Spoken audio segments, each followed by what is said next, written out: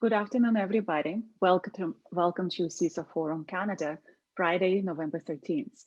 I'm happy to introduce you to our guest speaker. We are powered by Leading Cyber Ladies today. I'm co-founder of Leading Cyber Ladies. My name is Helen Oakley, and I'm happy to discuss in this exciting fire chat about data privacy and what data is collected by automobiles. And with that, I would like to introduce you to our data diva, Debbie Reynolds. Reynolds, why would you tell us a little bit about yourself? Thank you so much, Helen. It's such a pleasure to be part of this presentation. Um, I am Debbie Reynolds. I'm the founder, CEO, and Chief Data Privacy Officer of Debbie Reynolds Consulting.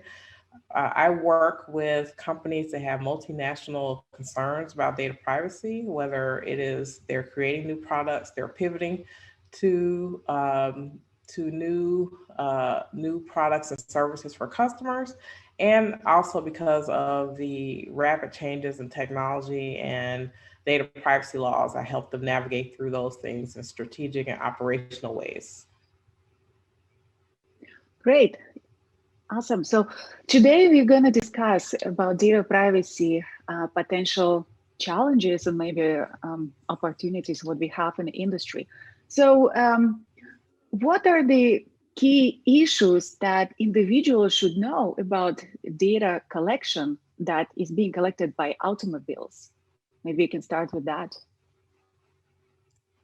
Sure. Okay, let me go back to the slide.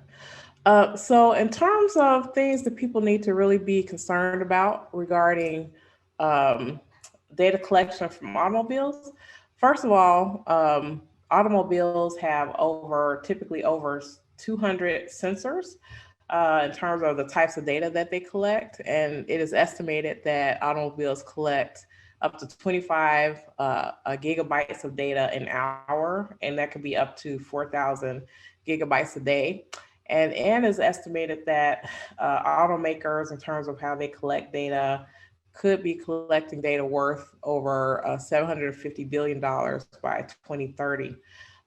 Many cars, most cars have onboard computers, and the ones that don't, they probably will have them by 2030. So there's a ton of data that's being collected just by the fact that you turn on the car, you open the door, you're driving, you're connecting your devices to it, and all that data is being collected about you and how the car is being utilized.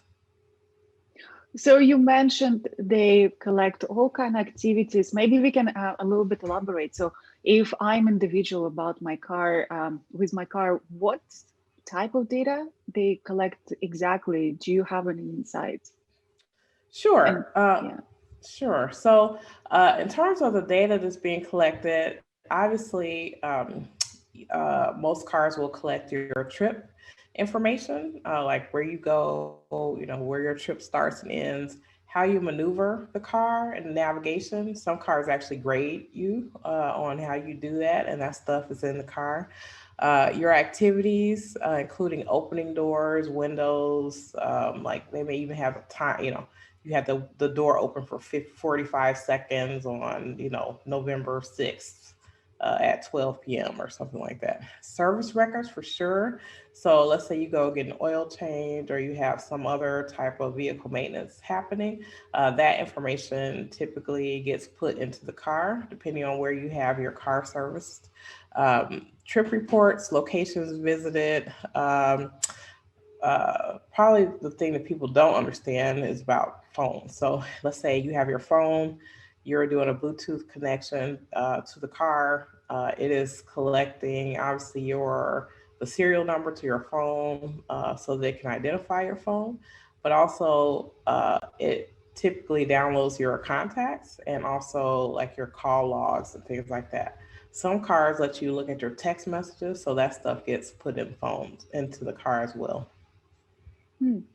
Yeah, that's very interesting, and I totally know with all these new features in it, with the cars, with latest models, it's it's so convenient to have Connect and so on. So what are they doing with all this data? I'm myself cybersecurity expert and data privacy expert, and when I hear that, it's kind of makes me cringe. What are they doing with that data? So really the thing that really is supposed to be done with the data is diagnostics and repair and testing. So your car is basically a computer on wheels. So a lot of the things that maybe were done many years ago mechanically on cars are now done through a computer, an onboard computer. So a lot of things about how your car is operating, like when you get like the engine light, something's going wrong. If you take it into a dealership, they'll typically have a device they can stick under the dashboard and it sucks out data about the operation of your car. The service records, the data. Some insurance companies are now using that data in terms of deciding who they want to insure. A lot of, like, let's say for instance you were in a fender bender or some type of accident, the records about what's happening with your car that could be used in those situations. Location tracking for, like, let's say if your car was stolen, or if your car, like I have a roadside assistance button in my car where I press the button and they know where I am and the roadside assistance come there. And then also for required reporting, like, the VIN number, many places you have to record the odometer readings for different types of transactions and things like that. So as a user of the car, how would I know what data car collects from manufacturing, from model to model? Is there a way? Is there a consistent way to find out those I don't know how, like, aspects of data collection for each model? Well, the problem is that a lot of this data collection is happening regardless of whether you know about it or not. And it's hard for you as an individual to be able to get access to those records. So typically someone who, like a service department or like a dealership, they have access to those records. Also, the manufacturer gets access to those records. I think one thing people also don't understand is that the data that's collected in our cars is also transmitted wirelessly. So it could be wirelessly. So in addition to it being in your car, this data is also replicated somewhere else, typically by the manufacturer. So Oh, it's complicated. I have so many questions about that. Like you pinging, you just like pointing out some interesting risks that I want to discuss. But before we jump into that question, I remember there were a lot of news articles, and I drive myself Volkswagen. I like those cars, but they also collect like GPS and all this data they do collect. And there is no way for you as end user to figure out and even turn it off. I've heard that you can go to dealership and ask them to turn off that data collection um, when they fixing, updating your software and so on. However, when I went there, they said, oh, we have no idea what it is and how it's. So it seems to me there is a huge gap in the whole industry. So what are your insights on that?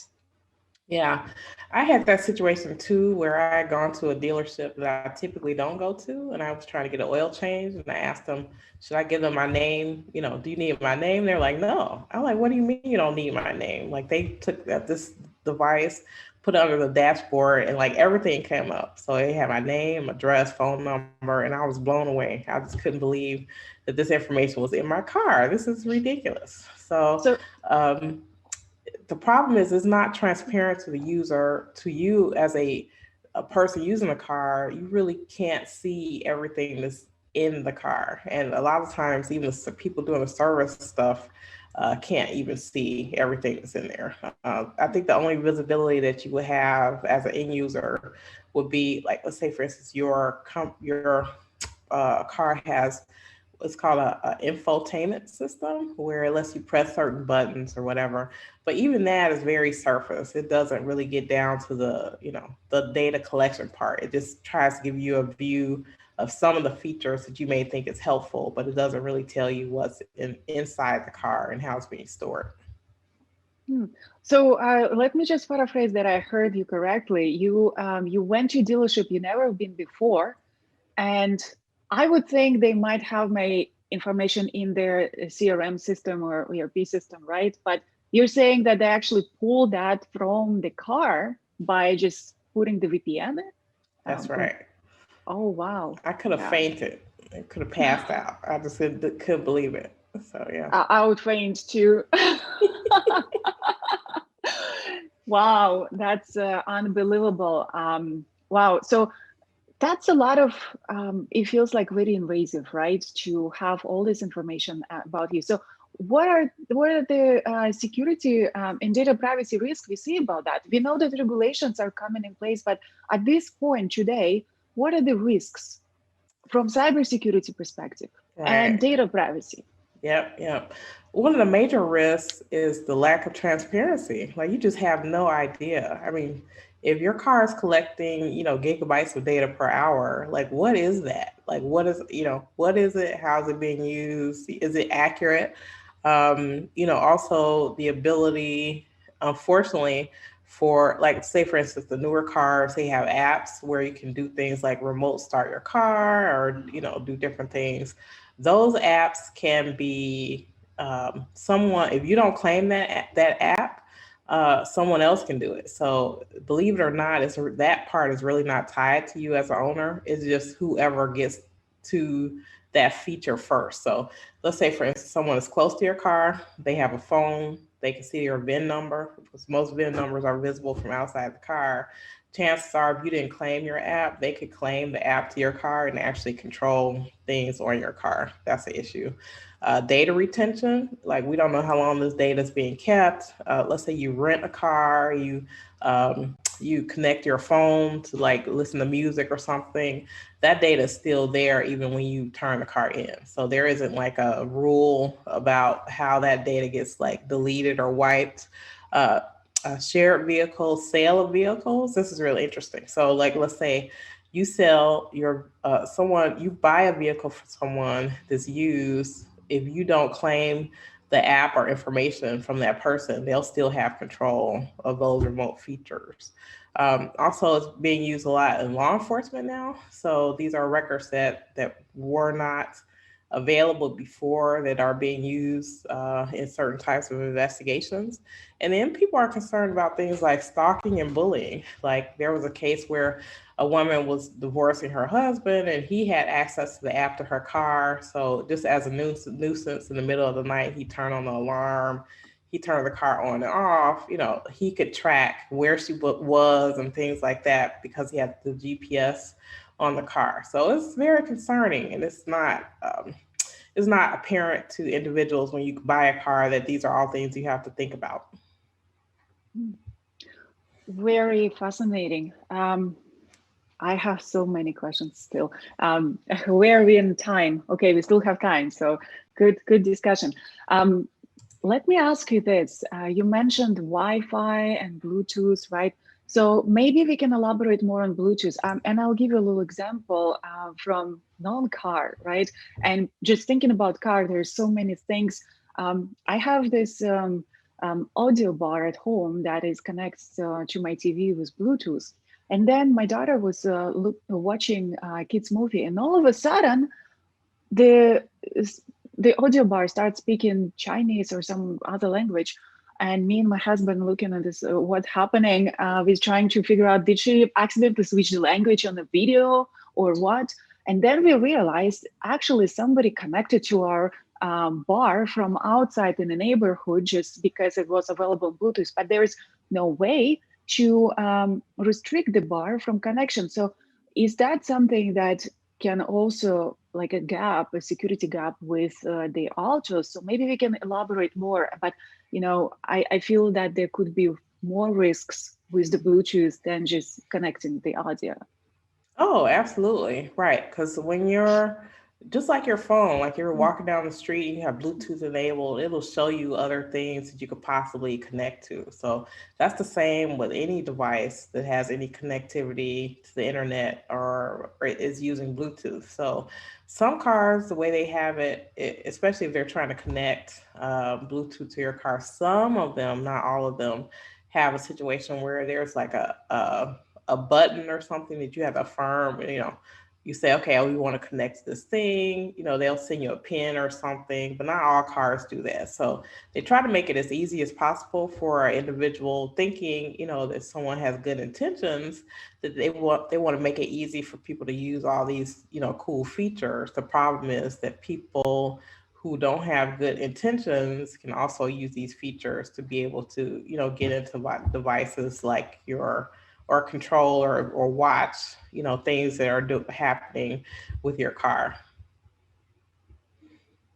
Well, maybe let's talk a little bit about the vendors who develop that software and who develop the cars and the regulations on these topics. It's probably two separate questions, but I'm curious. We have GDPR, we have Canadian law, we have US law and other regions. So how are they handling? Is there anything that monitors or controls how data is used in automobiles? And the second part of the question, what manufacturing companies are actually doing to comply with those laws? Do you have any insight? Yeah, so this is really interesting. So it really comes down to what countries decide what is personal data or not based on what's gathered by a car. So for example, let's say you're a Bluetooth connection to a car under the GDPR, under the Canadian law, under California law. Those things could be considered personal data. So those are things that you could possibly ask, at make a data subject access request for that information. But there are other things that car makers don't want to have to give up. So some of the stuff may not be interesting to you as an individual because like things like service records or the technical things that have to be in a car to have it operate aren't really considered personal data. So then the other the other issue with the data that's collected is anything that's not like technical in terms of how the car operates, or anything that's not specific that you put into the car or that you're generating. There's still a gray area between there's other stuff that's being collected. So like um, uh, is it personal data when you drive to work and back that they record that trip?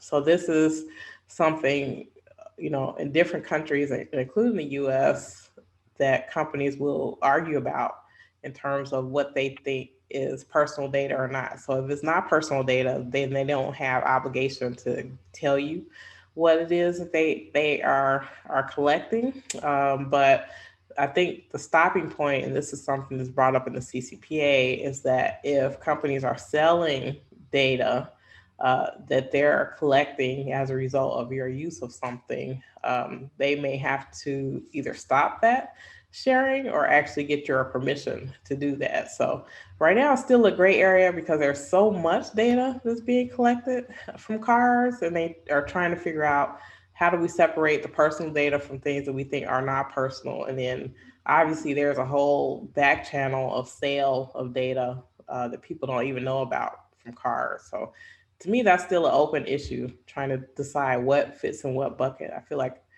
some of the stuff doesn't easily fit in the either stuff that's technical or stuff that is purely user generated. So are there any, right now, any movements or any reviews for what defines that personal data? Because I feel that we can't leave it out only for manufacturing company to decide. From my perspective, if, for example, they say, oh, your commute data is just for analytics, it's nothing personal, I would disagree with that because I'm commuting with my home to work or whatever the place is, it's my regular commute, and I can be identified by just that data because this is my address and this is where I go and my habits and so on. So it becomes very personal. So do you have more thoughts on that? Yeah. I think it's a gray area that has to be addressed because I agree with you. I mean, even if, you know, that stuff can be personally identifiable based on just, you live in a certain place, you work in a certain place. Even if someone didn't know your name, they have enough information to discern that it's you. So being, depending on what level of anonymization is possibly happening, that could be concerning. But a lot of companies, they are looking into doing, um, anonymization or trying to get more high level statistics from cars without actually identifying individuals. But I think it's hard to even, I think in order for us to really tackle this situation, we need to know what the car is collecting. And right now, from a consumer perspective, we are not clear on what that is. So I think there's going to be a lot of discussion about that. And I agree. I think it shouldn't be up to automakers to decide how that happens. It should be a conversation where consumers are having, more visibility into what data is being collected about them and more say about how these gray areas are getting decided. Mm. Yeah, it's very, very interesting topic. Even thinking about GDPR in Europe, um, and myself, I've been there several times renting a car, connecting my phone to it, and driving around different locations. So potentially, if I call that manufacturing company and say, "What data do you have about me?" they probably wouldn't be able to answer that to me. However, GDPR clearly states that you have to be able to provide what data you collected about individual. Yeah. Have you heard any articles or cases about that? So I've heard talks about this. I think what the manufacturers want to do is be able to clearly define what is personal data. So they don't want to have to give you terabytes of data about yourself. They may want to be able to give you reports of categories of data they collect, or if there's data that may be in question in terms of having, to go through your consent, they can obviously anonymize that data in some way. But none of that is transparent to the user right now. Hmm. Okay. So, what are the biggest concerns right now that individuals have about this data collection automobiles in this current time? What should we think more about it? Maybe there are some advices how we should handle our use of automobiles at this point. Yeah. I would say, like Bluetooth, that's something I use constantly. I really like using that. One thing I would highly recommend that people do is find out if your car has an app. So if your car has an app, and I found out mine has an app by mistake, by happenstance. So I was looking for the user manual, and it wasn't, sometimes it's like a book that's in the car when you buy it and it wasn't in there. So they said, oh, there's an app for that. So I went and looked for the app, and then I found out that there was another app for the car that actually, does remote control functions. And I just couldn't believe all the stuff was on this app, and it let me claim it. But the way that it did it, it was like anybody could have done this. Like, it didn't even have to be me. It's just, I happen to have a VIN number. I happen to be had proximity to the car. I happen to have a phone. So to me, that means that if you have a car that has an app, definitely look it up and claim the app, because if you don't do that, people can track your location, or you won't be able to get it from the other person. So they're like claiming the app as if they're you. But that the app really isn't tied to you as an individual. It's just whoever gets to the app first. Make sure you can, if possible, ask the dealership or the company that you go to service your vehicle. Ask them to wipe or reset, your data systems if you can, so that they're not collecting more stuff. So a lot of times, what they're doing, they're entering data into their database, and that information gets input or transmitted into the car. So there may be certain things like you may not want your phone number in your car. Like that was one that I didn't want. So I asked them to take that out. Asked, right, so ask the dealer or to remove any unnecessary data from the onboarding system. So stuff is not required for the maintenance of the car. They should take that out.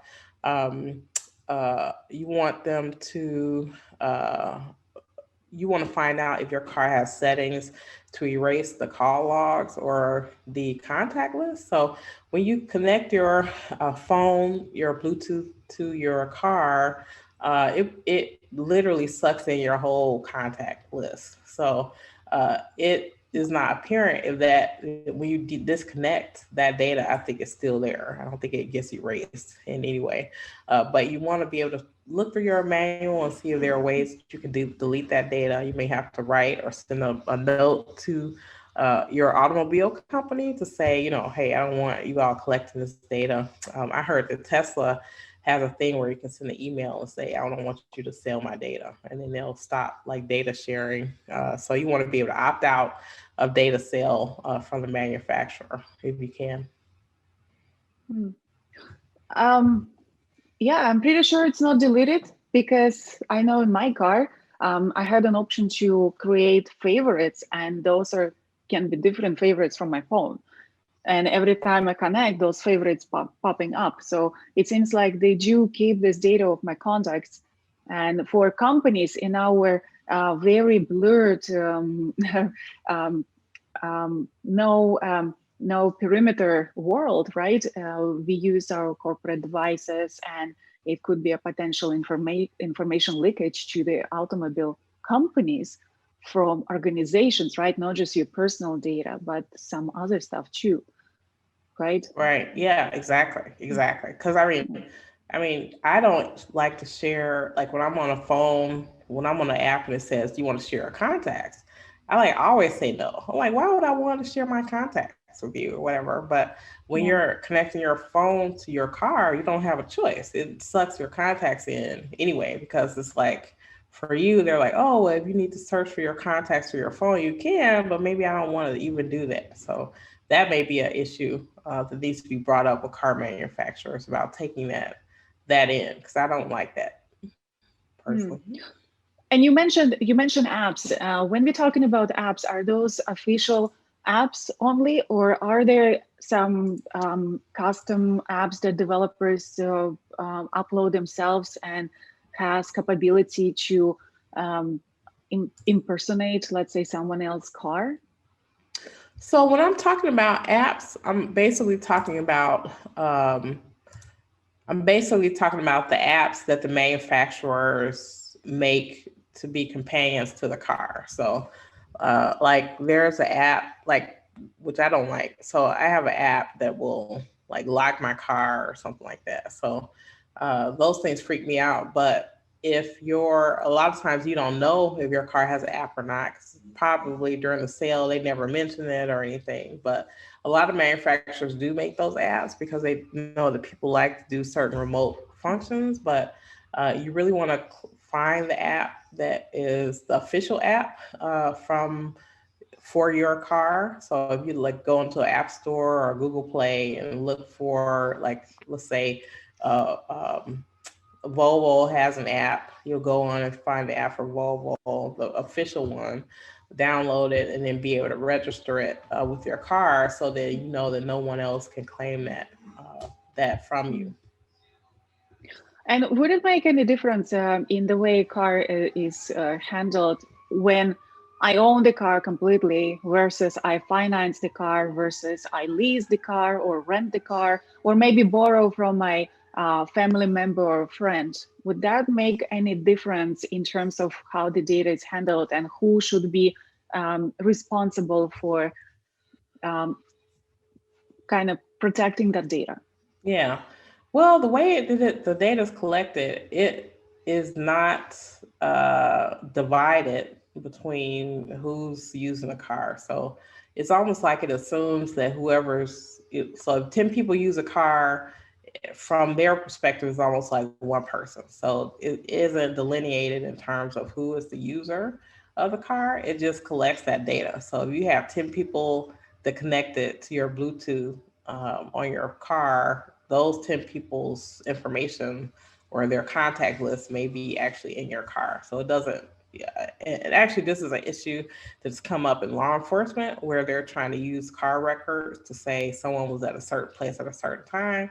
There's really no guarantee that that person was the driver or that person was the person that they're looking for. So there's a lot of gray areas there still, because I think because cars are treasure troves of information, people in law enforcement like to use it, but they need to have other types of evidence to be able to prove that it was you that drove the car or did X, Y, and Z at that time.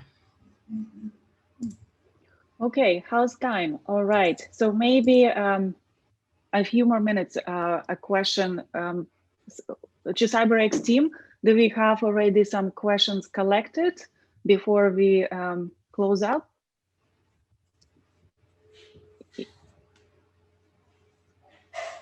Okay, We do I'll actually. let them There's a question. in a few moments. In the meantime, Debbie, so very big and interesting question, the future opportunities, I guess, in our data privacy law. So where do you see our data privacy regulations would be going, and how would be addressing these issues in future going forward, now that we know all these issues that we have? I think the next thing, so 5G is coming out soon, and many countries are racing to do that. And one capability the 5G will give will be to have more autonomous vehicles and things like that. So I think, obviously not everyone's going to autonomous vehicles once we go to 5G, but it'll create that capability. But as cars get more sophisticated and they're collecting more data, I think that there has to be bigger conversations. There are bigger conversations about, what is being done with this data, what data is being collected. Obviously, there's a big booming data sale from the data that's collected from cars. So this is a big area that needs to be sort of sorted out. So I think a lot of the questions around the world will be, what is private data in cars and what isn't private data? And then trying to figure out how to get more transparency to what data is being collected in automobiles. I see, and that would, I think, one of the important aspects would be not just the collection at the region, but because cars by nature, they drive around, right? So I can take a trip from Canada to US. Now, my data, if it's connected to servers in US, now how is this going to be protected, and what's the responsibility where my data is going to end up at the end? Absolutely, right, exactly. Well, I feel the same way when I go to Europe. So I know when I'm in Europe, I'm covered by GDPR, which makes me feel great. But then when I come back to the US, I'm not. So. Okay. CyberX team, do we have questions? Yes, question number one is, are there any North American standards for automobile communications across wireless networks? Good question. I don't think that there are any standards. I think some of the automobile makers had come together a few years ago to try to create standards around that. But in terms of data privacy, I don't think that there are any. Especially with Bluetooth and like connected devices, it's sort of all over the board. I hope that answers your question. Okay, we got another question here. How exactly does data get tagged to a particular individual? Is it because I have signed into an application? Can you explain the process of tagging? Okay, good question. So yes and no, it gets tagged to a certain individual. So like say if you have 10 people using your car, then it doesn't tag it to the individual. So it almost assumes as though everyone who is using the car is one person. So it doesn't differentiate one person from the next, in that way. But if whoever claims the app for the car, they will sort of use that as the default, as the person, the identity of the person who is the user of the car, which may not, again, be accurate because if you have other drivers of the car, or let's say you're a ride share person or you rent a car, that doesn't mean that you're one person, but it's collecting data as if it's, one person or one group of people using a car, but it doesn't really differentiate a person from another.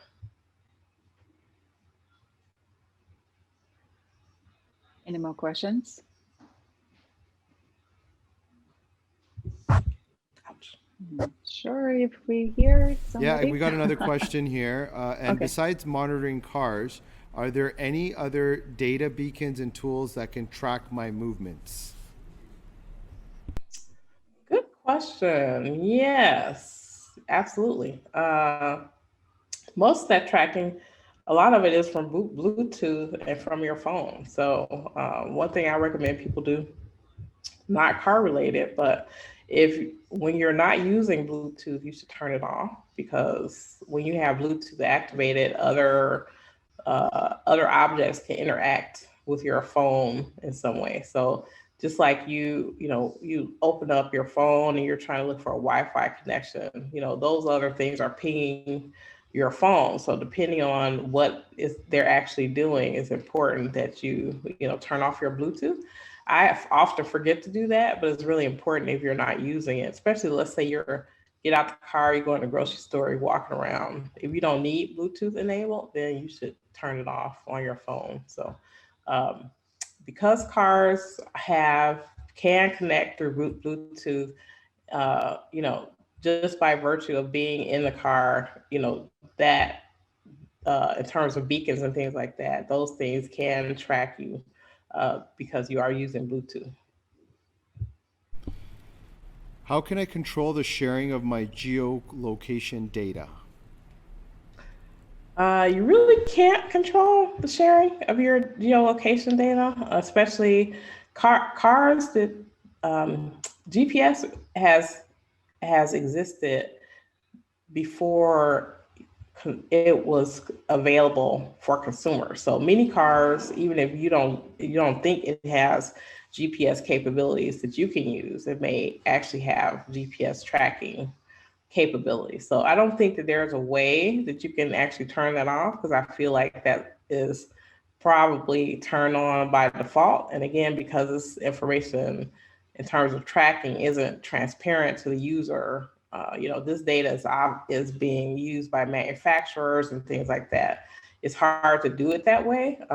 Obviously, you may have more control. Let's say you had a standalone GPS in your car or something, you may have more control over that. But in terms of the car having GPS capability, I don't see, or I don't know, or I have not seen a situation where you could literally turn that off. Because I think and that goes back to the question about what's personal data and what's not in some ways. So that capability may be baked into the car without you being able to make a change to that.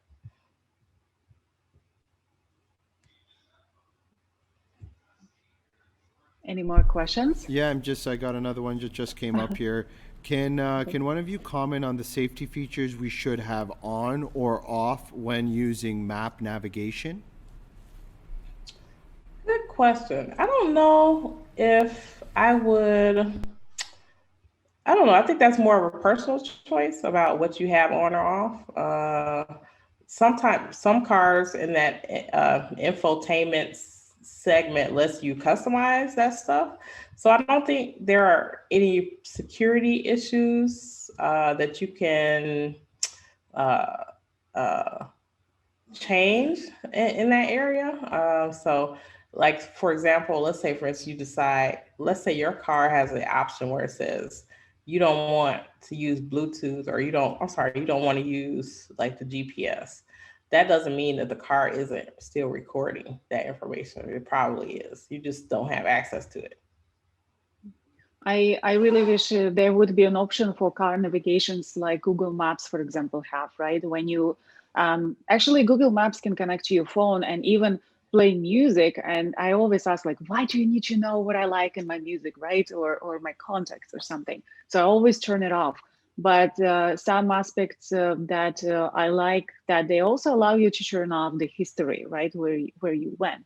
So if there would be such option for cars navigation as well, built-in navigators, I think that would be also helpful, right? Oh yeah, definitely. So my car like grades my driving like per trip. So they'll have like a list of the last like 20 trips that I made, and they're like, "Oh, you got a 95% because you did X, Y, and Z." The issue is, let's say I don't like that and I want to turn it off. That doesn't mean that the car isn't still recording that information and that the information still isn't being transmitted to like the manufacturer. Mm. Oh yeah, there could be two layers, right? One layer is the navigation system itself. Another layer, what actually goes into car software and database. Yeah. Exactly. Yeah. Right. It's very frightening because I mean, I would love to be able to like plug it in some way and just see what's there, but it's not made that way. So I think that's the challenge because it's not transparent. Maybe a follow-up question from my side while CyberX team looking at further questions. Um, sometimes those car manufacturing, they do hacking challenges. For example, Tesla, I know, did that, right? It's becoming more and more popular. Do you have insight, like what are they looking? Are they looking just for secure connection, or are they also looking through different ways the data is collected, and are they bringing up those issues actually as part of those contests or exercises?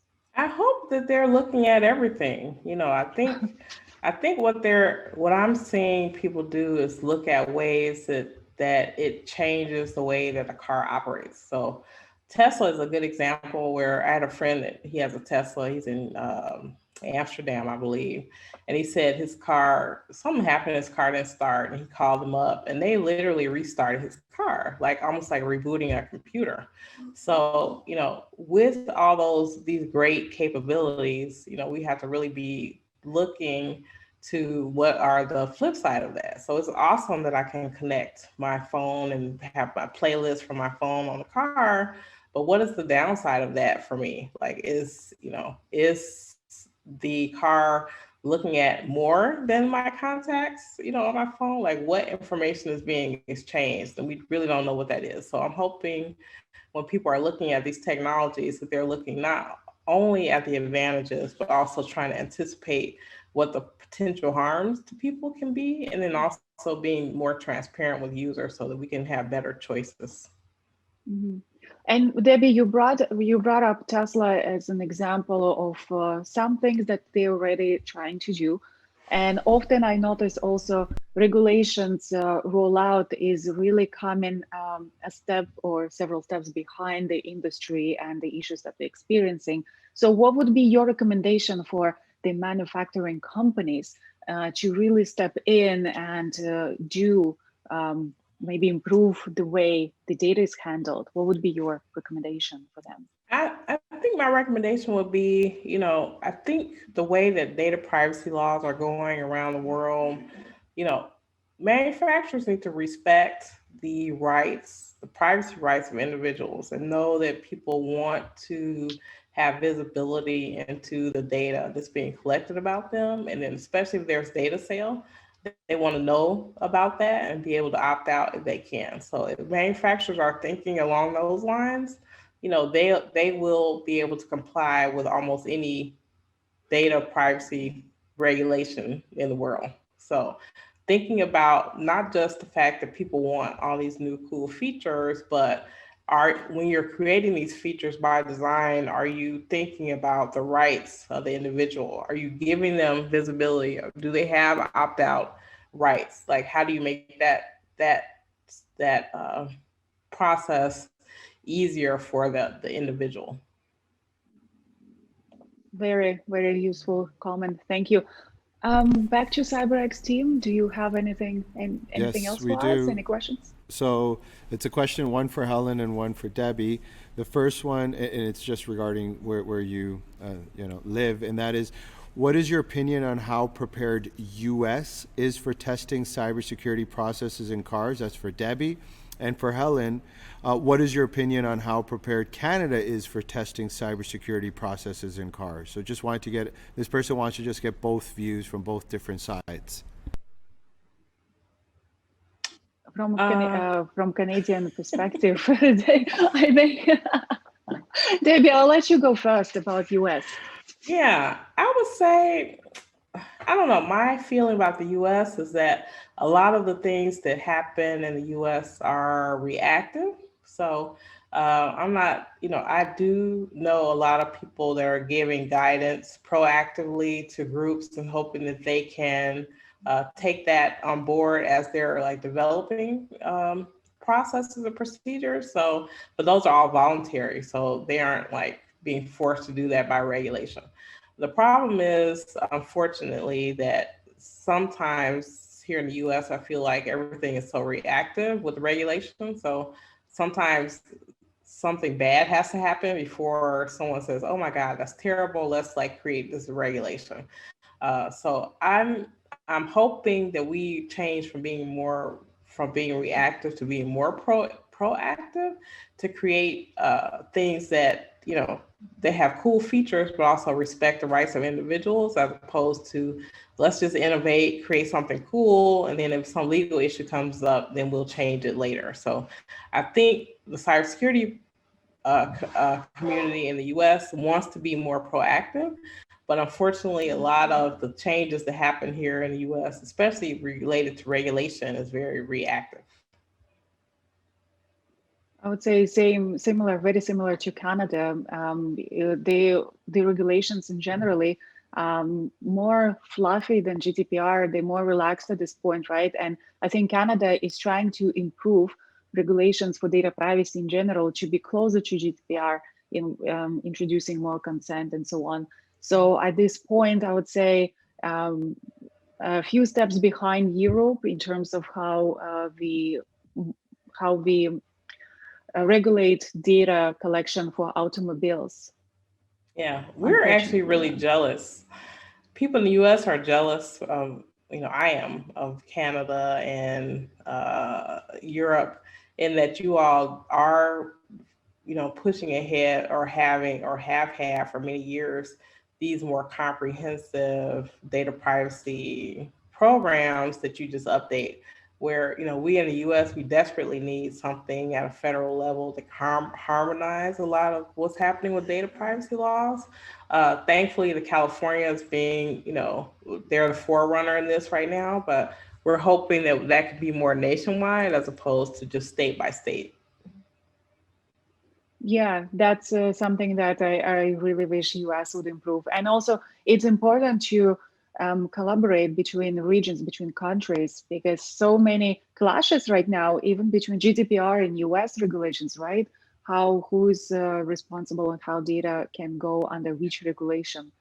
Yeah, and we're talking about it in terms of data and data privacy, but all these things have a tremendous economic impact on businesses if they have problems, getting their products to different markets, or people don't want to buy their cars because they feel like they don't trust, how they're handling their data. So I think it's probably going to gain more traction, especially if car companies are seeing people not wanting to buy their cars because they feel like it's not safe or secure, or they don't have the level of transparency that they would like to have.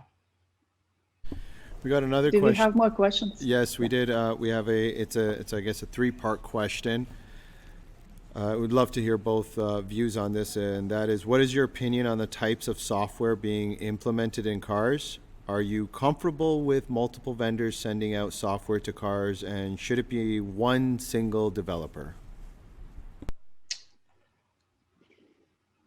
Think that I think as long as these app developers are following the rules in terms of how, the apps operate in cars, I don't think it has to be one app developer. I'm sure maybe other people will agree with me. So, not every app developer has all of the secret sauce of, all the features that we would like. So just having I feel like one thing that the auto industry has done really well is a lot of the innovations that we like to see, they tend to bring them out first. So, before, other things were connecting with Bluetooth, cars were connecting with Bluetooth. So they were really on the cutting edge in terms of being able to implement all these new and cool technologies in cars, and people, from statistics and surveys, they know that people really want that. But, on the flip side of that, we have to make sure that we're not also inviting in additional harms that we hadn't contemplated. I think from app development, so we're talking about different layers of apps, the applications or software that is within automobile, and also the app that you get on your phone, right? And let me talk a little bit about the app on a phone. And what I like about Apple that they rolled out with their latest iOS is the data privacy nutrition labels for developers, right? And I did that a little bit talk back in October. It's really now developers are forced to expose what data they collect with that app. But I think that is a small problem because we're not so much concerned about the application on your phone, but on your car. And about data privacy software in a car, one vendor versus multiple vendors, it's all about end-to-end data privacy integration. And similar as in other ERPs or industry solutions that we have, it should be the same approach. So whether it's one software or multiple software combined and integrated, they should have integration across data privacy and the whole life cycle of the privacy and what they collect and how to maintain it and how to protect it, right? Now, speaking about that, how they do it with multiple vendors is through controls and regulations that we don't currently have in place. Even though we think that we develop software and as being part of global software provider, we do have controls. But I don't know if they similarly implemented among the vendors for the automobile software development. So I think they very much lacking in this standardization of these data privacy controls for those industries. Yeah, and if they are doing it, it's not apparent to us as consumers, right? Perfect. I just wanted to, from my end here, I know we're a few minutes away, on behalf of CyberX, CISO Forum Canada, I would like to thank you both. Also, in addition to that, leading Cyber Ladies for putting on this super spectacular session. And just to end off on my end, I just got a question for you guys. It's a question that's come in. They've really asked for it, and that is, what would you recommend as a good source for reading to understand with regards to data privacy and the autonomous vehicle side? Great question. Let's see. I can't think right this second of a particular source publication, but there is an attorney that I know in the U.S. Her name is Gail Goddard, and her focus is autonomous vehicles and things like that. And she's on LinkedIn, and she does a ton of she has a ton of content about that particular topic. So I would recommend that people connect with her on LinkedIn, because she's the person I go to if I have questions about that, because that's her area of expertise. So she does a lot of white papers, she does a lot of speaking on that. She's probably the person, in the world that I contact about these issues. Yeah, from my side, I can only some lawyers are here in Canada, in Toronto, are pushing those aspects to be part of regulation, but it's a slow process, as we know, passing the regulation and including that. But I agree with Debbie's example. Thank you, Debbie. I should read that too. Thank you. I really appreciate it. Yeah. Well, thank you so much for joining us today. It was really great to have you, Debbie, with our leading Cyber Ladies group. We're a global network for women in cybersecurity, and it's really great to hear your opinion on this very interesting topic. And thank you to CyberX team for having us today at your CISO Forum Canada. We invite everybody to stay online and continue watching other sessions after us. Thank you. Bye. Bye-bye.